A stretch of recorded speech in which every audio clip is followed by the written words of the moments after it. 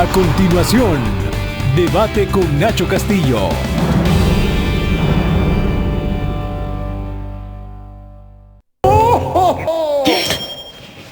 ¿Qué fue eso? ¡Feliz Navidad! ¡Es Santa Claus! La Navidad es tiempo de compartir. Con tu familia, con tus amigos. Es el tiempo de dar lo mejor y llevar felicidad a todos. La Navidad es mágica. BTV, 24 horas contigo. Felices fiestas. Los padres de familia son responsables de lo que sus hijos ven. El siguiente programa es clasificación D. Para mayores de 18 años. Dirección General de Espectáculos Públicos, Radio y Televisión. Ministerio de Gobernación y Desarrollo Territorial. Sé accionista del único conglomerado financiero de salvadoreños para salvadoreños. Programa Ahorro Inversión de Banco Azul presenta Debate con Nacho Castillo.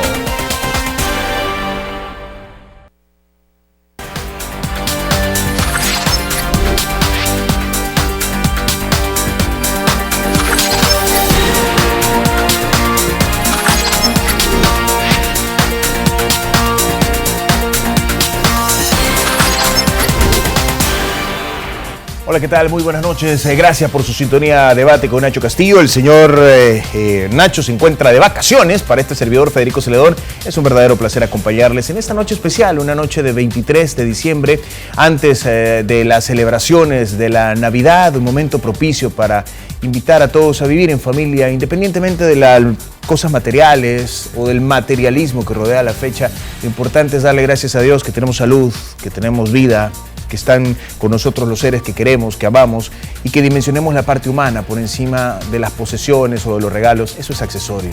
Necesitamos una sociedad que se refuerce en la familia y en los valores que la rodean para que El Salvador tenga un futuro mejor del que estamos viviendo hoy. Vamos a hablar de derechos humanos esta noche. Nos acompaña la señora Procuradora para la Defensa de los Derechos Humanos, Raquel Caballero de Guevara, a quien le doy la bienvenida a este espacio. Esta es la primera vez que tengo el gusto de conversar con usted, señora Procuradora. Sí, bueno, para mí es el gusto. Buenas noches y compartir con usted en este prestigioso programa. Y también un saludo cordial para todos sus teleaudientes, ¿verdad? Televidentes que están aquí pendientes siempre cada noche para escuchar este programa. Es un gusto para mí compartir y, bueno, comentar las acciones que hemos realizado en la Procuraduría desde mi llegada como titular. Muy bien. Vamos a comenzar por agradecer al patrocinador de este primer segmento de debates, la Central de Seguros y Fianzas. Durante 30 años hemos consolidado nuestro liderazgo en fianzas. Somos expertos en seguro de personas, seguro de daños, fianza segura. Nuestro servicio es de calidad, ágil y oportuno. Alcancemos juntos nuestras metas, porque los salvadoreños no nos dejamos vencer. 3 décadas de desarrollo. La Central de Seguros y Fianzas. Por 30 años, su centro de confianza. Muy bien, si quiere comenzamos, señora Procuradora, por revisar un poco el estado de cosas de la institución que usted recibió. Deme una lectura, por favor, general de cuál es la Procuraduría que recibe usted en fortalezas y en cosas por mejorar. Bueno, para mí, como no soy novedosa en la institución, llegué el 2001 y he ocupado diferentes cargos de dirección, conozco muy bien la situación interna de la institución. Muchos de los temas que yo abordé en su momento, pues los he retomado, ¿verdad? Unos hace 4 años, otros hace 6 años. Algunos temas que retomé en los diferentes cargos de dirección que tuve, me ha permitido conocer muy a fondo la situación interna. Básicamente, una de las situaciones sensibles es el sistema de protección. El 2009 yo realicé un diagnóstico sobre la situación y identificábamos una situación grave de que se venían acumulando muchos expedientes. El 2012 hicimos una propuesta para modificar el sistema integrado de gestión y bueno, lo presentamos en su oportunidad al titular en esa época. Y bueno, quedó esa materia pendiente, pues ahora la retomamos, ¿verdad? Casi me dijeron como punto suspensivo, 4 años más tarde lo retomo. Uh-huh. Encuentro también un personal con una situación interna compleja, ¿verdad? Porque no estaban muy, en una muy buena relación con el anterior titular por diferentes situaciones. Entonces, digamos, el clima de motivación para el trabajo, hemos tenido que trabajar en eso, ¿verdad? Muchas de las personas internas que me conocían y que conocían la forma de trabajo de mi parte, ¿verdad? El dinamismo que siempre le pongo al trabajo, eso ha permitido también facilitar la situación en cuanto a que motivarles y hacerles ver la importancia de que la labor de cada uno de ellos representa, porque nos debemos a las personas que a diario llegan a la institución. Entonces hemos retomado una institución en estas condiciones, hemos tratado de inyectarle ese dinamismo para darle respuesta a la población de una forma pronta, oportuna y eficaz, como hemos dicho. Esto ha significado realmente revitalizar mucho el sistema de protección y retomar también algunas decisiones muy acertadas que tomó mi antecesor, sobre todo en el tema de la descentralización de la firma. Eso permitió también ser más ágiles y dar una respuesta más oportuna. Y otro de los temas muy importantes es que me hice acompañar de las procuradurías adjuntas, personal interno, personal técnico, que incluso algunos de ellos fueron fundadores de la institución, llegaron con el doctor Molina Fonseca, los primeros 2 colaboradores jurídicos son ahora procuradores adjuntos. Entonces, eso quería consultarle, porque ¿a qué se debió la decisión suya de mover los adjuntos o remover los adjuntos? Bueno, 3 de ellos renunciaron. 3 de ellos renunciaron. Una persona ya se había ido antes de que yo llegara. Cuando yo llegué, 2 días más tarde, uno me presentó la renuncia y luego 2 días más tarde el otro, ¿verdad?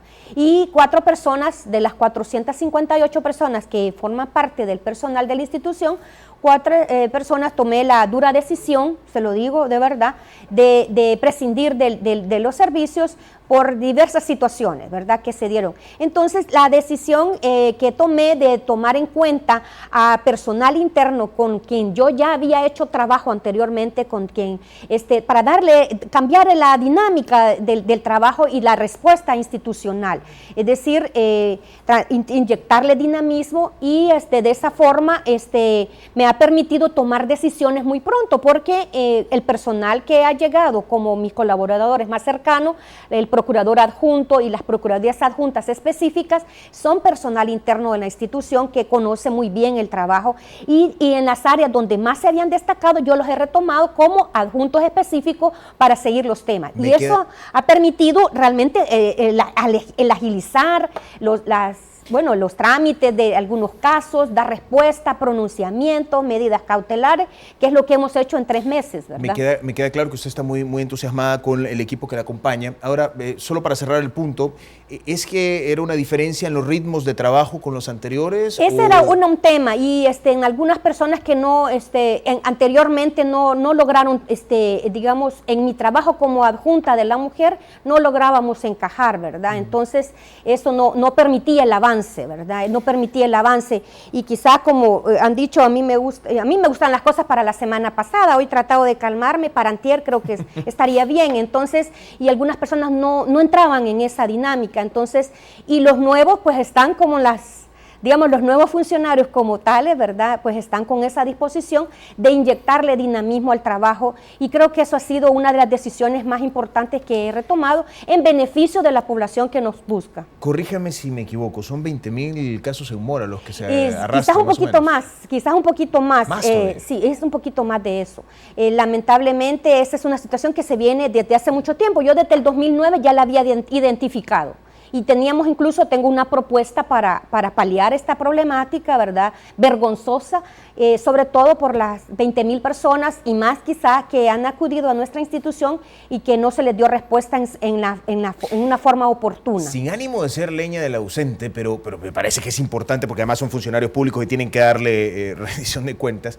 Estos 20.000 casos se explican en esa, ¿cómo lo podemos decir?, pasividad con la que venían operando estas direcciones adjuntas. Lo que sucede es que a lo mejor quizá yo tratando de entender, porque no sé realmente, ¿verdad?, las razones, y no solamente del antecesor, sino de los demás antecesores, porque vienen casos desde desde hace mucho tiempo, casi desde que surgió la institución, vienen casos que se vienen acumulando. Algunos casos pueden ser causa imputable a nosotros, otros causas externas. Si la situación de violación a derechos humanos todavía sigue vigente, hay casos, por ejemplo, laborales de despidos injustificados y que las personas han agotado todas las instancias y hemos venido acompañando a personas por más de 16 años hasta que se les haga justicia, en la ruta crítica para llegar a accesar a la justicia. Entonces, algunos casos no son realmente responsabilidad nuestra y hay unos casos muy antiguos por esa razón, sí. Pero hay otros casos que sí pudieron darse el impulso y por diversas razones a lo mejor no. Entonces, ahora que me toca a mí la responsabilidad y como he dicho en otras ocasiones, no me corresponde a mí juzgar lo que hicieron mis antecesores, la historia va a hacer su valoración al respecto. Ahora me toca a mí la oportunidad y yo quiero contribuir a realmente darle una respuesta a la población que a diario nos busca. Y esa es la motivación que yo le he planteado a todo el personal. No son pocos los voceros de oposición, particularmente del Partido Arena, que han considerado que la Procuraduría para la Defensa de los Derechos Humanos en los últimos años ha sido un baluarte de izquierda y ha trabajado para los intereses políticos de la izquierda. ¿Coincide usted con ese planteamiento? Lo que sucede, mire, yo respeto las decisiones y las valoraciones de cualquier instancia, cualquier instituto político, ¿verdad? Yo me remito a las pruebas, como decimos en derecho, ¿verdad? Me remito a las pruebas y realmente los casos que llegan a la institución son de diferentes naturalezas. Tenemos casos, por ejemplo, de pacientes que acuden a nuestra institución para que se le tramite, por ejemplo, el abastecimiento de medicamento o de tratamiento, ¿verdad? O de diferentes situaciones como esa. Y en algunos casos hemos activado a las instituciones y han dado respuesta muy pronta en algunos de estos casos.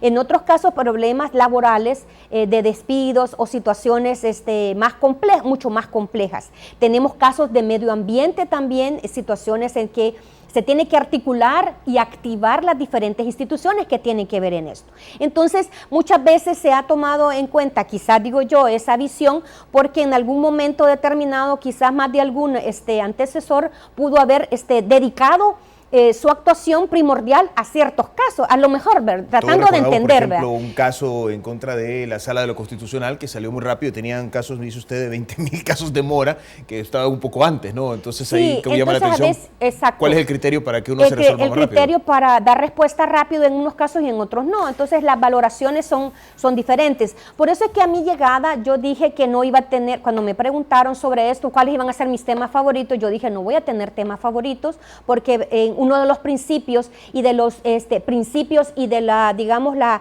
característica fundamental de los derechos humanos es la universalidad. Todos los derechos para todas las personas. Como me queda poco tiempo, no quiero dejar de preguntárselo. La Procuraduría para la Defensa de los Derechos Humanos, lo digo con mucho respeto, sin ánimo de ser peyorativo, pero cuando uno mira presupuestos parece ser la cenicienta del Ministerio Público, ¿no? Sí, lamentablemente sí. Esa es otra de las situaciones graves que me encontré. Eso su trabajo? Realmente es una de las situaciones graves que me encontré, porque para el presupuesto de este año estaban destinados 10.1 millones, que es casi como el vuelto del desayuno para otras instituciones, ¿verdad? Que realmente están en nuestro país. Para nosotros es una situación bastante precaria.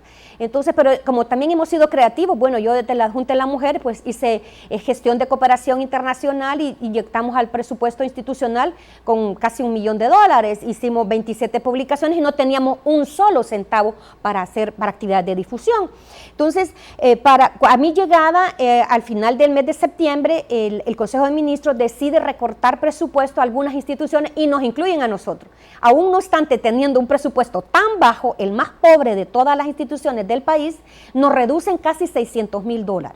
Entonces, a mi llegada, la prioridad para mí era el tema presupuestario para poder realizar algunas acciones de promoción y de incidencia para la labor constitucional. ¿Y dónde amarra más un presupuesto tan corto? ¿Amarra en que se necesitan más procuradores? ¿Amarra en que se necesitan dar nuevos servicios? ¿Amarra en, no sé, aspectos operativos como automóviles y otros recursos de fíjese que, bueno, eso es uno de los temas muy importantes que usted ha tomado. Bueno, yo llegué el 2001, sabe que hay vehículos desde el 2001, que se compraron en el 2001 a esta fecha, ya vehículos, el día que a mí me juramentaron, me iban a traer y se quedó la camioneta a media cuadra, ¿verdad? No, eso es verdad. Sacando el día que me iban a traer. Sí, el día que me iban a traer a la Asamblea Legislativa cuando fui juramentada, una situación realmente muy grave. Entonces, lo que quería mencionar respecto a lo del presupuesto es que, si bien es cierto, estaba destinado básicamente para actividades de difusión, es muy poco los recursos que tenemos. Por eso la importancia que cuando yo llegué, puse en cuarentena a mi equipo de la unidad financiera para presentarle a la Asamblea Legislativa, porque el presupuesto de la Nación ya lo había presentado el ministro de Hacienda, ya lo había presentado a la Asamblea Legislativa. Entonces trabajamos muy intensamente para presentar a la Asamblea una demanda adicional para que se le inyectara a nuestro presupuesto mayores recursos. Déjeme hacer una pausa comercial. El 2017 es un año cabalístico para el tema de la firma del Acuerdo de Paz, y si hay una institución que es hija del Acuerdo de Paz es la Procuraduría para la Defensa de los Derechos Humanos. La pregunta con la que vamos a regresar ¿es una hija reconocida, vaya, bien querida en la familia, o es una hija vista de menos y hay otros favoritos? Vamos a la pausa, ya regresamos.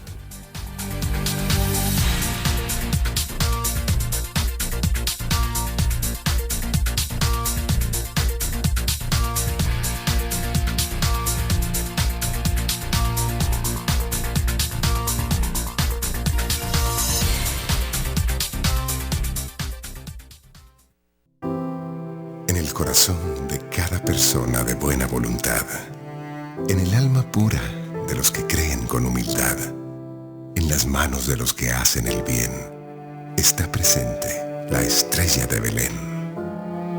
En la alegría y paz de cada hogar, en la sonrisa limpia del pequeño sin importar su edad, en el pecho iluminado de los que hacen el bien, está presente la estrella de Belén. En la sonrisa dulce que no sabe de odios, en la mirada intensa de amor de tantos novios, en el abrazo pleno de amigos de la infancia y en la sonrisa tierna de una madre y su esperanza. En todos ellos, en los que abunda el bien, está presente la estrella de Belén. ¡Feliz Navidad! Les desea Alba Petróleos de El Salvador. 10 años dando lo mejor. La Navidad nos inspira a todos y queremos que ahorres más. Huevos selectos medianos rojos o blancos, $2.90, ahorro $1.18. Frijoles volteados Dani 400 gramos, 80 centavos, ahorro 27 centavos. Cereal Cornflakes Kellogg's 560 gramos, $2.85. Queso y salqueño San Julián 200 gramos, $1.85. Super Selectos.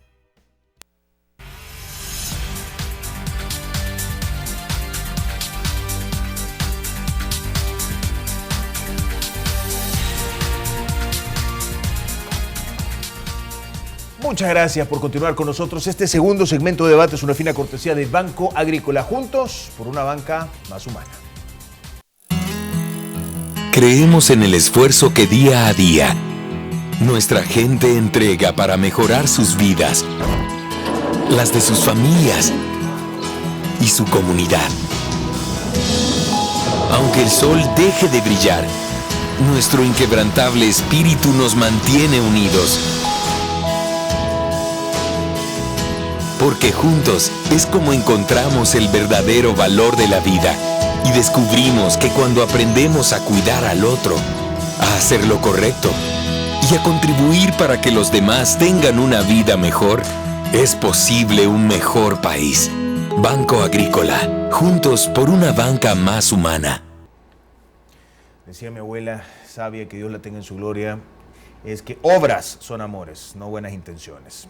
Y el amor, alguna parte material tiene que tener, ¿no? No es un amor materialista ni interesado, pero alguna parte material tiene que tener. Sí. Se ha hablado mucho de derechos humanos, se considera que la Procuraduría en sí misma es una de las instituciones por naturaleza hija del acuerdo de paz, pero yo le preguntaba al final del bloque anterior si es una hija reconocida y bien querida o realmente hay otras favoritas y a ella la dejan con heredando lo que sobra de los hermanos. Pues yo ahorita está en tela de juicio este asunto. Fíjese que a mi llegada como procuradora, como titular, a los 10 días le pedí reunión al señor presidente de la República, me lo concedió y mi petición fue, y la quiero reiterar acá, ¿verdad? Y ahí vamos a demostrar si es hija favorita o no.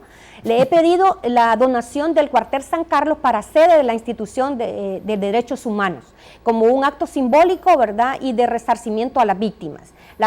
Ese edificio ya cumplió su objetivo. A 25 años de la firma de los acuerdos de paz, creo que sería una buena acción y una buena señal de demostrar que se puede, digamos, pasar a una verdadera reconciliación nacional y cerrar un ciclo y seguir adelante como país. Y creo que en esta petición concreta queremos nosotros impulsar el Museo de Memoria Histórica como, digamos, el reconocimiento a las víctimas del conflicto armado, como reconocer el pasado de cara al futuro y propiciar de esa forma una verdadera reconciliación nacional. Cerrar este ciclo, ¿verdad? Después de 35 años de la masacre de Mozote, por ejemplo, de 25 años después de la firma de la paz, uno de los, digamos, de los logros o del mensaje claro que pueda dar también la primera magistratura de esta nación sería la donación de este cuartel. ¿Y esto pasa solo por el lado de lo simbólico, que es muy simbólico, esto es una carga de simbolismo tremendo, o también es un tema de ahorrarse, por ejemplo, lo que se pueda pagar de alquiler en algunas Definitivamente. oficinas? Fíjese que no solamente se paga en alquiler porque tenemos 5 edificios. La institución ha crecido y la demanda es mayor, ¿verdad?, de la población. Gastamos $50,000 mensuales en alquileres en los 5 edificios que tenemos. Realmente es un costo bastante grande. Entonces, ¿moverse a San Carlos permitiría? Permitiría cero, es decir, bueno, solo serían los costos mínimos que representan los servicios básicos de agua, luz, internet y qué sé yo, para poder funcionar, digamos, más o menos bien, ¿verdad? Entonces esto representaría un ahorro para el presupuesto de la nación, un edificio que está abandonado prácticamente, que si bien es cierto el honor que pueda tener la Fuerza Armada, se pueda también resaltar desde otra perspectiva y además la misma institución castrense demostraría un verdadero heroísmo al donar el inmueble a una institución que surgió de los acuerdos de paz, como una hija de los acuerdos de paz. Y de esa forma también podemos construir nuevas etapas y nuevos caminos y nuevos horizontes para nuestro país. Usted propuso, señora procuradora, el cambio de nombre a la institución. ¿Siempre se mueve esto por el tema de lo simbólico? Fíjese que no solamente por eso, sino también por razones muy prácticas y de confusión, porque como tenemos a la Procuraduría General de la República, que también es una institución hermana, al igual que la Fiscalía, porque formamos parte del Ministerio Público, las 3 instituciones, ¿verdad? Pero particularmente con la Procuraduría General de la República, mucha gente llega allí pensando que nosotros que ya son derechos humanos y llegan a nuestra institución pidiendo asistencia legal. Entonces como que el mismo término es confuso. Cuando se dio el acuerdo de la creación de un ente que fuese la que velase por los derechos humanos en el país, se puso así, Procuraduría para la Defensa de los Derechos Humanos, pero el término Procuraduría es lo confuso, ¿verdad? Lo confuso, porque nosotros como Institución Nacional de Derechos Humanos no procuramos, nuestra labor natural no es procurar en el órgano judicial, ¿verdad? Sino que nosotros defendemos derechos humanos. La razón primordial de la institución que represento es velar por la garantía y el respeto a los derechos humanos. Entonces nosotros no ejercemos procuración, no ejercemos la procuración. Me convierto entonces como magistrada de conciencia y la que además de velar por la garantía y el respeto a los derechos humanos, también la de promover los derechos humanos y además de fiscalizar a la administración pública frente a las personas, es decir, a todas las instituciones. Entonces nosotros somos la magistratura de conciencia de decirle a las diferentes instituciones dónde están actuando mal y además, tratando de ser propositiva, damos también propuestas inherentes para prevenir violaciones a derechos humanos. Es una tendencia también en América Latina, corríjame corríjame si me equivoco, en varios países de América Latina es una Defensoría del Pueblo. Sí, solamente en Guatemala y en Nicaragua utilizan de Procuraduría, y México y Nicaragua y Honduras más bien hablan de Comisionado Nacional de los Derechos Humanos. De ahí en toda Iberoamérica se usa el término Defensoría del Pueblo, que tiene su origen en el derecho romano, que en el derecho romano estaba la figura, si usted recordará, en su cátedra de derecho romano, usted como colega también, ¿verdad? Recordará que se hablaba del tribuno de la plebis, que es la figura del defensor del pueblo. Ahora bien, y ese es el origen de nuestra institución nacional. Cuesta un poco entender también que las resoluciones que emite por ahora Procuraduría para la Defensa de los Derechos Humanos no siempre son tomadas en cuenta, porque no tienen un carácter vinculante. Pero sí tienen vinculante. Fíjese que ese es un tema, o esa es una discusión que se ha venido ocasionando, pero recordemos que el mandato de la Procuraduría o de la persona titular, ¿verdad? En este caso, esta servidora, es un mandato que está en la Carta Magna, la ley primaria, a la que todas las personas, funcionarios y funcionarios, estamos obligados a someternos. En ese sentido, el mandato es vinculante porque obedece a una norma primaria. El hecho de que no tenga la coercibilidad de las decisiones judiciales, eso no quita la vinculación. Tiene toda la razón. Corrijo, el hecho de que no se pueda obligar a que se cumpla una resolución no limita. Sí hay obligación, porque déjeme decirle que además del mandato constitucional, también El Salvador es suscriptor de importantes convenios y tratados internacionales de derechos humanos a los que también está obligado a cumplir, ¿verdad? Entonces, cuando nosotros emitimos una resolución y damos una recomendación a diferentes instituciones, en la práctica sí toman en cuenta nuestras peticiones, nuestras recomendaciones. De hecho, hace poco que hice la presentación de un informe sobre el uso de agrotóxicos y el impacto en los derechos humanos, llegaron ministros, el ministro de Agricultura, el viceministro de Salud y de Medio Ambiente también llegaron y presentaron el informe de seguimiento y de cumplimiento a las recomendaciones que habíamos emitido en ese informe que fue notificado anterior a la exposición que íbamos a hacer, la presentación pública. Usted me dijo hace un momento, usted me dijo hace un momento, procuradora, que el rol era, frente a la administración pública, tutelar los derechos humanos fundamentalmente del ciudadano, ¿no? Por eso también un poco la lógica de una Defensoría del Pueblo. Hay quienes consideran que pasada el conflicto armado, pues ya no se violan los derechos. Yo tengo mis serias dudas al respecto. Claro.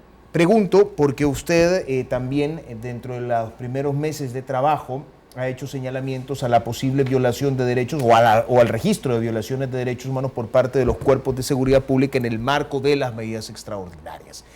Pregunto primero, ¿se siguen violando derechos humanos de parte del Estado, de parte de los órganos de seguridad pública del Estado? Mire, yo creo que hemos avanzado, tenemos que reconocer la labor que las diferentes instituciones realizan, hemos visto, bueno, después estamos hablando, si hacemos un mini balance, ¿verdad? Porque el tiempo es corto para una entrevista, si hacemos un mini balance, un recorrido veloz sobre los 25 años después de la firma de los acuerdos de paz, cuáles fueron las situaciones que estuvieron presentes allá y cómo están a 25 años. Básicamente en el tema, digamos, del acceso a la justicia en el órgano judicial, el tema de la impunidad, el tema de muchas cosas, si bien es cierto, todavía hay muchos desafíos que enfrentar sobre este tema, debemos reconocer que tenemos un órgano judicial fuerte, consolidado, y tenemos también una sala de lo constitucional que ha venido a dar, digamos, un cambio importante en la administración de justicia, y en otros temas igual, en el tema de seguridad, el tema de la articulación de un consejo de seguridad, el tema del gabinete de seguridad en estos temas, y ahora particularmente en el tema de la implementación de las medidas extraordinarias que fueron avaladas por la Asamblea Legislativa, por todos los partidos políticos. Y desde mi llegada, pues, planteaba el apoyo, el respaldo a la actuación valiente que está realizando tanto el director y el ministro de Justicia y Seguridad, el director de la Policía y sobre todo el personal de la corporación policial. Es decir, también reconocemos los avances en cuanto a esto porque es una actuación valiente, ¿verdad? Y hemos dicho, también hemos dado propuestas de cuidar a quienes nos cuidan, el tema de la ciudad policía, que en su momento hicimos este planteamiento. Pero yo no quisiera separarnos mucho del análisis de la violación que puede estar ocurriendo en este momento en combate a la delincuencia. No obstante que nosotros reconocemos estos avances y también hemos dado propuestas concretas para proteger a los policías y a sus familiares, también hemos sido enérgicos en reconocer y en señalar, en hacer los señalamientos firmes en cuanto a violaciones a derechos humanos, en el uso excesivo de la fuerza, incluso en el uso indiscriminado de las armas de guerra. Hace pocos días me hicieron la presentación del manual del uso de armamento.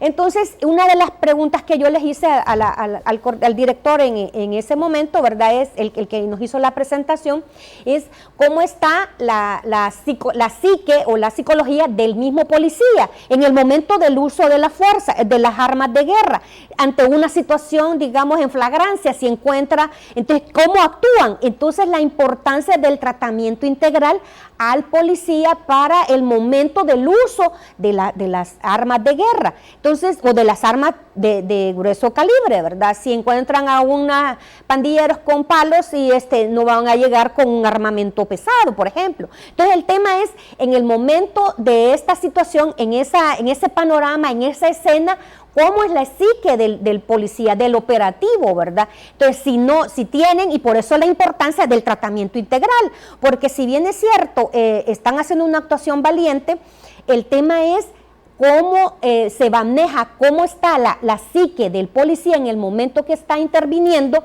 si está pensando en deudas, si está pensando en el salario precario que tiene, en las situaciones con su familia, si no tiene ese respaldo y si no tiene ese tratamiento psicológico importante para poder actuar. Entonces, en última instancia, estamos en manos de personas que están en esa situación tan frágil. Que usted ha planteado maneras de preguntas, ¿es una investigación que están realizando o ya tiene algunas conclusiones a manera de respuesta?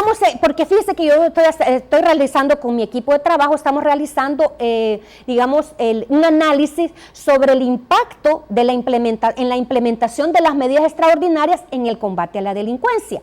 Nosotros, cuando yo respaldaba la implementación de las medidas, obedece al clamor de la población de la inseguridad y la importancia de proteger a las familias, evitar que familias enteras se salgan de sus lugares, que busquen refugio por otro lado. Estamos hablando de los desplazamientos internos, desplazamientos forzados, que incluso esta semana yo firmé un acuerdo con el ACNUR para la asistencia a las víctimas de desplazamiento forzado, que a diario llegan a nuestra institución. Bien. Entonces, la importancia de que se dé un tratamiento integral para evitar estas situaciones, que el control de los territorios, el combate a la delincuencia, porque ha sido un clamor de la población. Y a mí lo que me interesa, en la buena forma. Claro, es responsabilidad del Estado la seguridad de las personas, de las víctimas. Yo me tengo que ir a la pausa comercial, pero no puedo dejar de valorar porque me parece muy interesante.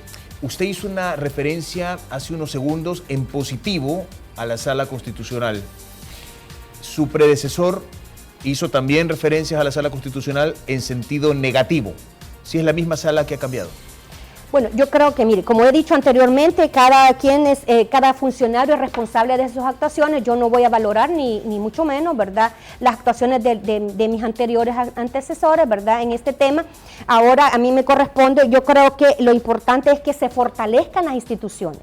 Es importante para mí como funcionaria, como magistrada de conciencia, lo que yo quiero es contribuir para que las diferentes instituciones asuman su rol, el respeto a los derechos humanos de todas las instituciones. Es decir, que la coordinación interinstitucional es importante para el combate a las diferentes problemáticas que como nación tenemos. El problema de inseguridad, el tema de la pobreza, el tema en muchas situaciones, los problemas de salud. Hay muchos problemas que como nación, como pueblo tenemos, y es importante el fortalecimiento de cada una de las instituciones y la articulación de las mismas. Por eso la importancia del respeto a las diferentes instituciones, y de esa forma consolidamos la democracia y damos paso a nuevas generaciones, a nuevas visiones como nación que tenemos. Gracias. Voy a la pausa comercial. Regresamos porque hay varias ideas aquí que me gustaría que usted nos ayude a poner en perspectiva. Ciudad Policía, una de ellas. Faltan algunos tribunales para la atención específicamente de la violencia en contra de la mujer. Y un tema particular que debe tener mucha atención también es en los casos de corrupción, como el caso, por ejemplo, que se investiga en contra del señor conocido como Mecafé. Se congelaron algunas cuentas y esto impide el pago de salarios. Entonces ha pedido que se respete a los trabajadores. Entendamos un poco cómo se mueven estas circunstancias. Ya regresamos. Bueno.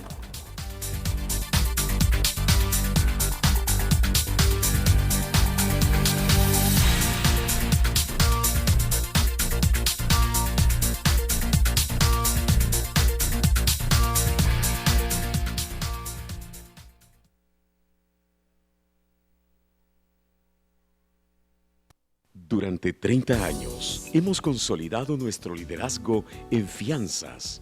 Somos expertos en seguro de personas, seguro de daños, fianza segura. Nuestro servicio es de calidad, ágil y oportuno. Alcancemos juntos nuestras metas, porque los salvadoreños no nos dejamos vencer. 3 décadas de desarrollo. La Central de Seguros y Fianzas. Por 30 años, su centro de confianza.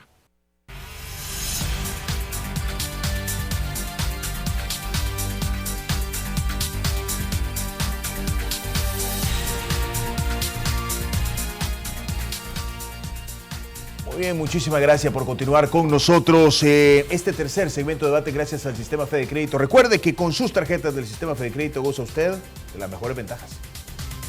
Todos mis días son diferentes, pero todos tienen algo en común. Y es que cuando compro algo que me gusta, yo prefiero pagarlo con mi tarjeta de crédito del Sistema Fede Crédito, porque con ella disfruto de increíbles descuentos permanentes, promociones en comercios afiliados y además puedo canjear mis Fede Puntos acumulados por dinero en efectivo.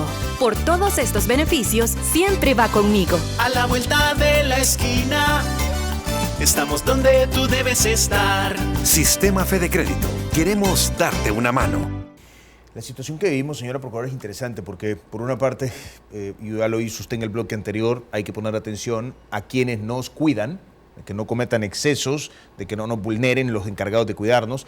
Y por otra, la realidad de este año, con la cantidad de policías asesinados y de enfrentamientos entre policías y pandilleros, coloca, curiosamente, la necesidad de proteger a los que nos protegen, ¿no? Es correcto. Hay una propuesta suya, si me corrige si estoy equivocado, se llama Ciudad Policía. Sí. ¿Qué es eso?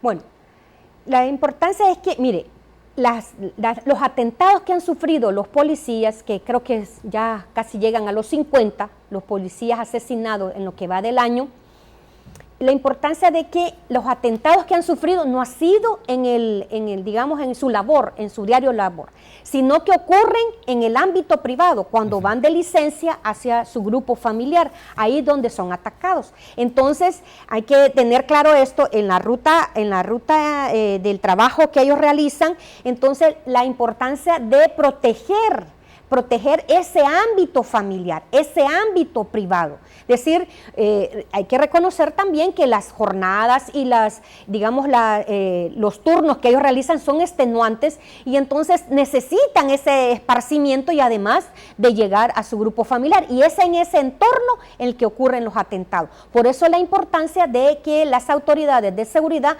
tomen en cuenta esta situación. Y bueno, nosotros hicimos una presentación hace un par de semanas, ¿verdad? Hace algunos días en realidad, sobre la importancia de proteger a los policías, proteger a quienes nos cuidan, cuidar a quienes nos cuidan, como hemos dicho, en ese ámbito privado, en ese ámbito, digamos, familiar. Entonces, no solamente el policía está en una situación vulnerable, sino también su grupo familiar.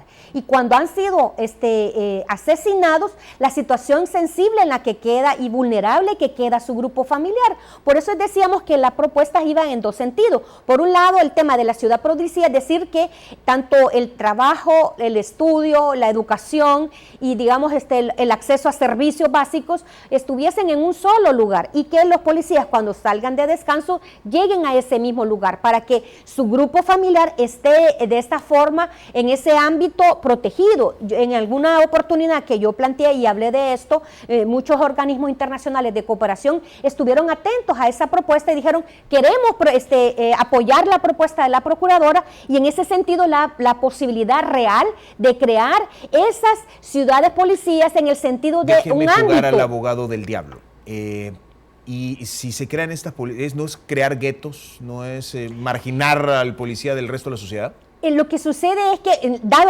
podría ser transitorio, ¿verdad? En el sentido de que para protegerlos de esa situación vulnerable en la que se encuentran en sus periodos de licencia, porque los ataques no han sido en el incumplimiento del deber, han sido en ese ámbito privado. Y es decir, ¿qué obedece a más? ¿O qué tiene mayor peso? El bien jurídico tutelado sería la seguridad del policía y de su grupo familiar. Eso es lo que a nosotros nos interesa. Y por otro lado, ¿la viabilidad material para hacer eso? Y la hora. Sí, yo creo que siempre los recursos siempre son insuficientes y por eso es que incluso organismos internacionales, para decir concretamente la Unión Europea, el mismo embajador Segura estaba incluso diciendo, me parece esa propuesta, y también de la Embajada de Alemania estaban como muy anuentes a dar respuesta a esto. Yo creo que sí se puede propiciar que pueda ser realidad esta propuesta, con el único objetivo de proteger. Pero por otro lado, no hay que olvidar que cuando son asesinados, yo voy a darle seguimiento porque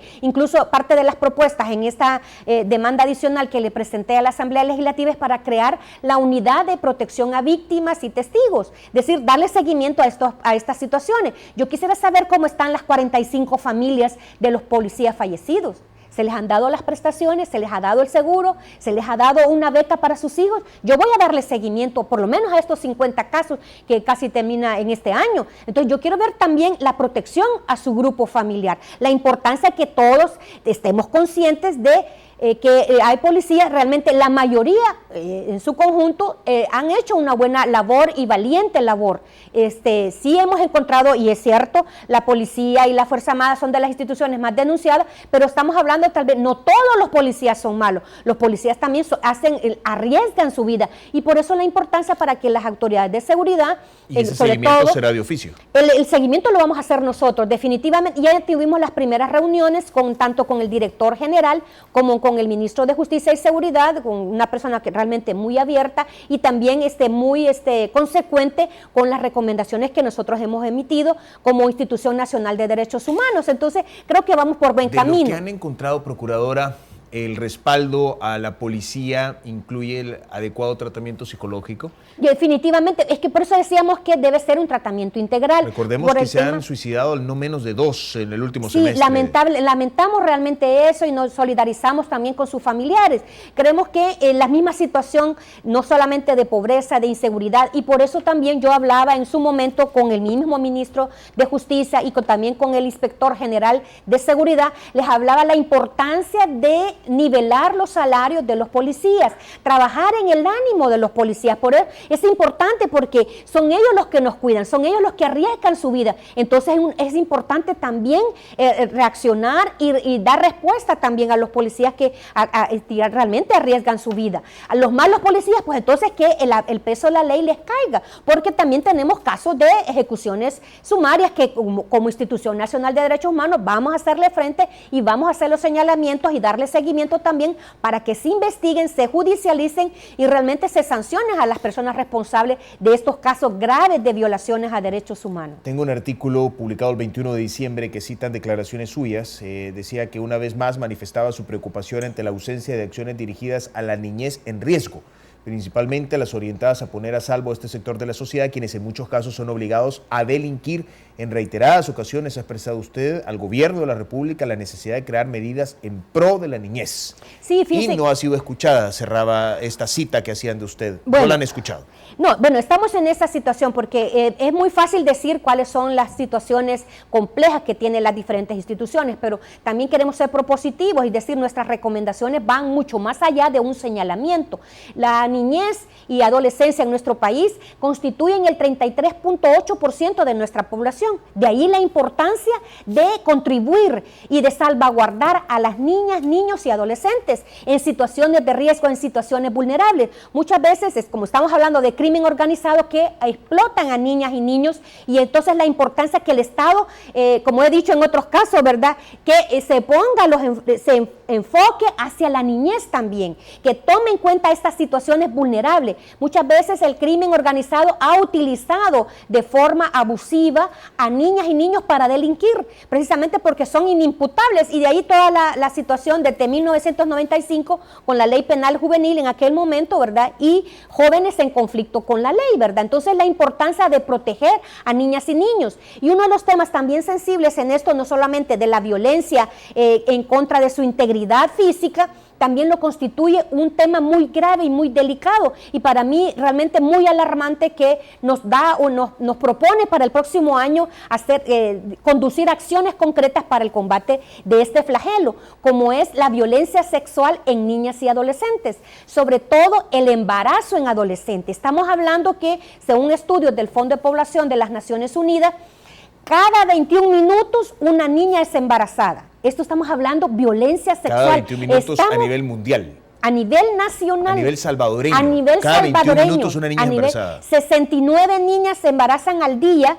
Estamos hablando, si hacemos la proporción, cada hora 3 niñas, si hacemos la proporción por minutos, decir que estamos hablando cada 21 minutos una niña es embarazada. Una niña es explotada. Y abusada. Es abusada, es violación, y muchas veces ocurre esto. Es también esto, un despertar sexual que igual de preocupante. Esta es una situación. Fíjese que yo hice una verificación en el Hospital Nacional de la Mujer hace un par de días. La directora está haciendo un trabajo extraordinario en esta institución. Usted entra ahí, pareciera que es un hospital del primer mundo, ¿verdad? Además del aseo, la atención muy ágil. Visité a las pacientes con cáncer, pero pude verificar también la situación y los protocolos de atención en ese nosocomio. La situación grave que entre las niñas de 10 años, menos de 10 años incluso, están siendo embarazadas, están siendo atendidas. Y esto provoca también a otras situaciones mucho más graves. Esto provoca cáncer en las niñas cuando la actividad sexual más temprana provoca cáncer, según decía la doctora Adelaida de Estrada, ¿verdad? Una investigadora nata que tenemos ahí, una directora de lujo que tenemos en ese hospital. Y entonces nos hacía ese señalamiento de los protocolos de atención que se deben en estos casos y la gravedad del asunto. Déjeme ubicar bien los frentes de trabajo para combatir este problema. Vamos por partes. El primero, que tiene que ver siempre con la niñez. Tenemos dentro de las medidas extraordinarias, se iba a poner atención a las escuelas. Sin embargo, las declaraciones de los líderes gremiales de maestros es que hay pandillas dentro de las escuelas, que hay dentro de las escuelas incluso niños que llegan armados, y que la deserción escolar en muchos casos tiene que ver con las amenazas dentro de la escuela o en la periferia de las mismas, y que esto, consideran ellos, está no solamente dañando el tema de la matrícula escolar, que ya de por sí es un drama, sino además que impide el proceso de enseñanza-aprendizaje dentro del aula. Sí, definitivamente. Fíjese que yo, y esto lo pude constatar porque yo hace pocas semanas convoqué a una mesa para ver el tema de los desplazamientos forzados, y me decía la persona, la directora nacional que llegó a la reunión, me decía que estamos hablando de un promedio de 25,000 niños que han desertado, y que el Ministerio de Educación está implementando medidas importantes para que estos niños vuelvan. Estamos hablando de 25,000 niños que se les está, ¿y esas medidas están funcionando? Ese es el tema y ese es el reto, y por eso la importancia de la articulación de esta mesa. Es decir, la problemática, por eso decía yo que la importancia del fortalecimiento de las instituciones, de unir esfuerzos. El ministro de Educación, que está haciendo un trabajo muy excelente, ¿verdad? En cuanto a esto, yo creo que es importante, y ellos han elaborado un plan que se llama el Plan El Salvador Educado.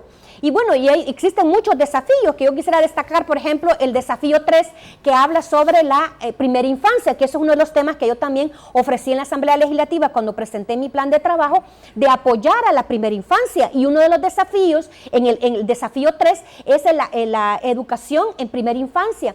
Estamos hablando de la estimulación temprana de 0 a 6 años, es decir, desde el embarazo. Okay. Y lo que nos decía la doctora en el hospital, la importancia de ver al feto como un paciente. Entonces, por un lado, el enfoque de salud y el enfoque de derechos de la educación también en primera infancia. La importancia de estimular al bebé en el seno materno para lograr cambios importantes en nuestro país. Me tengo que ir a la pausa comercial. Voy a subirme lo último que ha dicho usted, señora Procuradora, para regresar justamente en el último segmento a analizar esto. Se había manejado la tesis de que era innato a los derechos humanos proteger a la mujer y proteger en consecuencia los derechos que del dominio de su cuerpo derivan, y de hecho el predecesor del cargo que usted ocupa hoy había hecho una defensa de las 17, me parece a mí, que habían sido condenadas por el tema de aborto, y era uno de los que abrazaba la necesidad de reformar las leyes que en nuestro país son muy duras en contra del aborto. Usted ha dado una postura totalmente opuesta y ha dicho todo lo contrario. Usted dijo, y me corrige por favor si me equivoco, no estoy a favor del aborto. ¿Es correcto? Quiero que vayamos a la pausa y regresemos para que nos explique usted cómo se dilucida eso. Excelente.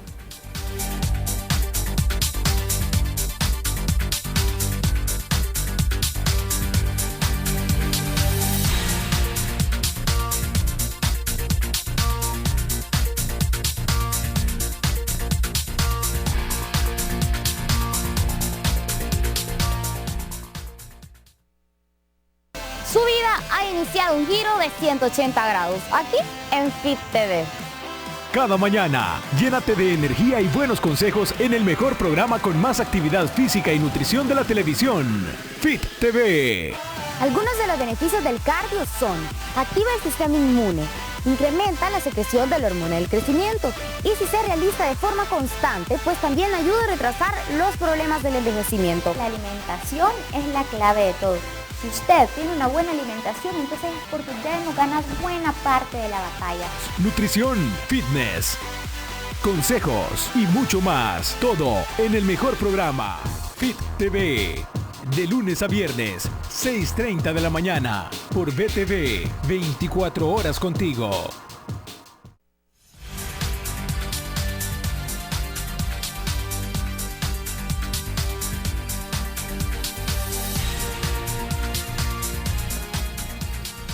Bien, muchísimas gracias por continuar con nosotros. Vamos a este último segmento de debate que lo vamos a dedicar justamente al tema que teníamos pendiente desde el bloque anterior. Permítame justificar nuevamente la pregunta, señora Procuradora. Cuando uno escuchaba la argumentación en materia de derechos humanos, reciente por lo menos, parecía orientarse toda a la tutela de los derechos de la mujer y dentro de los derechos de la mujer a la tutela del dominio de su propio cuerpo. Así entendido, hay quienes consideran que esto implica que es un derecho de ellas decidir si quieren o no continuar con una gestación o si pueden interrumpirla. Para que nos entendamos todos, es un derecho de ellas decidir si abortan o no, una decisión de ellas. Usted ha sentado una visión jurídica totalmente distinta. ¿Nos la podría explicar? Claro. El aborto no es un derecho, el aborto es un crimen. No puede en ninguna forma justificarse esto. Yo creo que es importante que se le dé, yo lo que he dicho es que se le dé un tratamiento integral a la mujer embarazada. Es decir, ¿por qué siempre buscar la vía de un crimen? ¿Por qué buscar una solución a un problema de salud, un crimen? Es que no es posible. Y ahora tengo yo más elementos cuando me dice la directora del Hospital Nacional de Maternidad que ven al feto como un paciente. ¿Cómo es posible que nosotros busquemos la salud de una mujer asesinando a un paciente?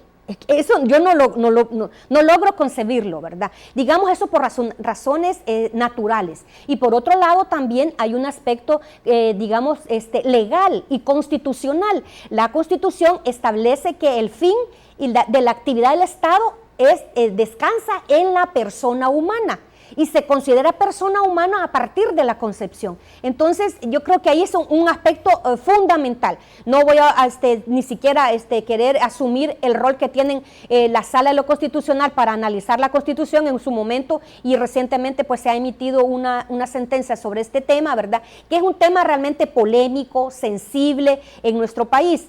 Hay casos emblemáticos, casos que nosotros dimos seguimiento, como el caso de Karina Clímaco, una mujer pobre, joven, que fue condenada a 30 años de prisión por un aborto que ella sufrió, un aborto espontáneo, pero que fue condenada a 30 años, había pasado privada de libertad 7 años, 8 meses, ¿verdad? Y luego se logró revisar la sentencia y se demostró que no había sido asesinato, sino que había sido un aborto espontáneo.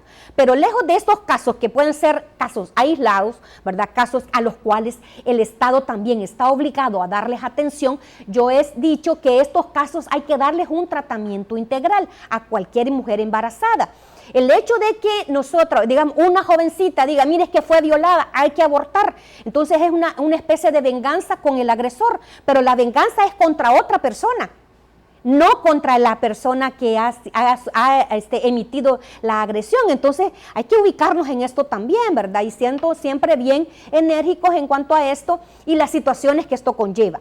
A mí también, bueno, se ha conocido también de una propuesta de reformas al Código Penal, creo que pasarían, sobre este tema, pasarían por un análisis constitucional que creo que tendría sus inconvenientes y ya estará la instancia correspondiente a analizar la Constitución que nos ilustre sobre este tema. Me queda claro su criterio, pregunto nada más, ¿y este criterio jurídico es en consonancia o está en consonancia con el criterio dominante a nivel latinoamericano en materia de derechos humanos?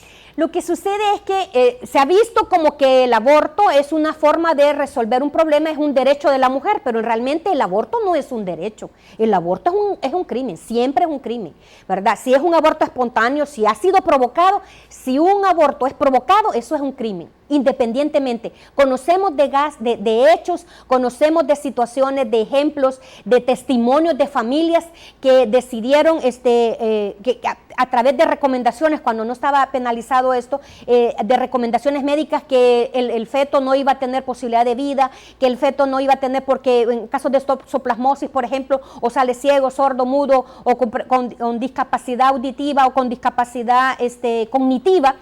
Y las personas, las familias decidieron, no vamos a interrumpir, no vamos a asesinar a nuestro hijo para salvar a la mujer.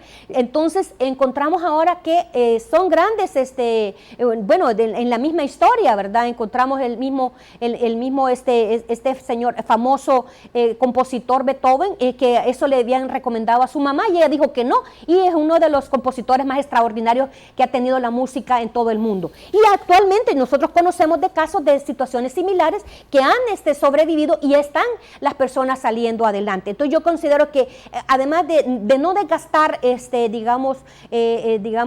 situaciones que no puedan tener mayores procedimientos viables, porque son temas realmente polémicos, temas sensibles también, yo creo que es importante el derecho humano más importante que todas y todos estamos obligados a proteger es el derecho a la vida, y el derecho a la vida en todos sus ámbitos, desde la concepción hasta las personas adultas mayores. Es una etapa diferente del proceso humano. Como entrevistador no me corresponde emitir opinión, solo quiero decir que yo soy hijo de una mujer sorda, ¿no? Bendito Dios que ese criterio no se aplicó, porque si no tendría a mi madre y yo no existiría. Claro. Mire, tengo que preguntarle también, porque no es el único tema polémico, hay en la Asamblea, de hecho, es una discusión que se va a dar en los próximos años, quedó pospuesto para el 2017 el tema a discutir justamente de posibles modificaciones a nivel penal. Me queda claro cuál es el criterio de la Procuraduría y cuál es el criterio de la Procuraduría ante una demanda que se presentó, por ejemplo, a la Sala de lo Constitucional, que fue resuelta también recientemente, sobre la necesidad de modificar el concepto de matrimonio para incluir a otros sectores, la población LGTBI, por ejemplo. Bueno, mire, también ese es un tema bastante polémico y sensible en nuestro país, ¿verdad? Yo creo que todos tenemos el derecho a la vida y el derecho a decidir lo que querramos, ¿verdad?, hacer con su vida. Y esto lejos de cualquier, concepción moral y religiosa, ¿verdad? Cada persona es libre. De libertad de pensamiento, que estamos hablando de uno de los derechos también fundamentales. Lejos de eso, son temas realmente polémicos y yo espero que la Asamblea Legislativa también estamos ante una sociedad realmente conservadora, ¿verdad? Yo no quiero polemizar con nadie, sobre todo en estos temas que son tan sensibles, ¿verdad? Sino que sean las autoridades las que se encaminen, y yo voy a estar también como observadora dando seguimiento a esta situación, y que sea, en los debates o en los foros de opinión respetuosos, responsables y científicos, y acorde a los estándares internacionales también de protección de las diferentes situaciones. Es importante que se dé a conocer esta situación. Bueno, aparte de esto, sí también quiero reconocer que a raíz de esta problemática se han surgido crímenes de odio y eso también atenta contra los derechos humanos. Desde mi llegada como titular, yo le pedí al fiscal general de la República una reunión y él, como lo sabrá, él le mencioné de los 19 casos o 21 casos de crímenes de odio que es necesario que también se investiguen, porque son seres humanos, son personas que tienen derecho a vivir, entonces que han sido truncadas sus vidas y la importancia de investigar, judicializar y sentar también un precedente en esto. Me quedan solamente 3 minutos, pero que le tropo porque hay todavía muchos temas que se van a quedar en el tintero. Hay uno que no quiero dejar de soltar. El tema de la lucha contra la corrupción probablemente sea el que marque este 2016. Claro. Y aquí hay que hacer un balance, porque por una parte está el derecho a la justicia, que tenemos los afectados, que es el pueblo salvadoreño, porque son recursos de ellos, de sus impuestos mal usados, pero por la otra también hay que tener cuidado al tema de la independencia judicial, al tema de la presunción de inocencia. ¿Cómo ve la Procuraduría y cuál será el rol, si es que tiene alguno, la Procuraduría para la Defensa de los Derechos Humanos en este tema de la lucha contra la corrupción? Sí, bueno, mire, como nuestro sistema y el derecho es cambiante, ya no tenemos una sociedad hace 25 años que surgió la Procuraduría, a 25 años, la población, tenemos un contexto social e histórico diferente, la población está más pendiente y está más exigiendo a los funcionarios y funcionarias transparencia. Bueno, es uno de mis temas que incluso en el tema de la demanda adicional, yo quiero crear una unidad especializada y una Procuraduría adjunta para combatir la corrupción también, la transparencia. Yo creo que en eso se tiene que ser enérgico y yo creo que la labor extraordinaria que está haciendo el fiscal tiene que también ser respaldada para también el combate de la delincuencia y de la corrupción. Por un lado es cierto, tenemos esas garantías procesales y garantías constitucionales y que también constituyen derechos humanos, la presunción de inocencia, pero creo que se han dado pasos importantes para el combate a la corrupción.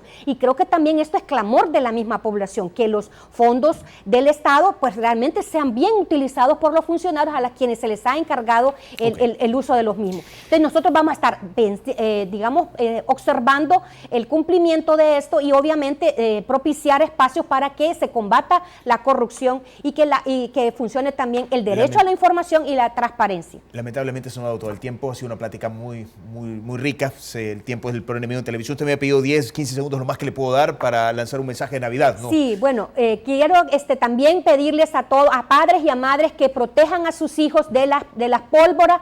No queremos más niños quemados, por favor, padres de familia, madres de familia, atentos de sus niños. Y también para cerrar quiero decir que todas y todos podemos ser responsables de promover una cultura de respeto a los derechos humanos. Hago un llamado a cada uno de ustedes para que fomentemos una cultura de paz en nuestro país. A las personas que ejercen una violencia en nuestro país, un alto en estas fiestas de fin de año, que podamos tener realmente paz en nuestro hogar con cada uno de nuestros hermanos y hermanas salvadoreños. Y a nombre de todo el equipo que hace posible el debate con Nacho Castillo, muy feliz Navidad a todos ustedes. Gracias por el regalo que nos dan con su sintonía. Dios los bendiga a todos.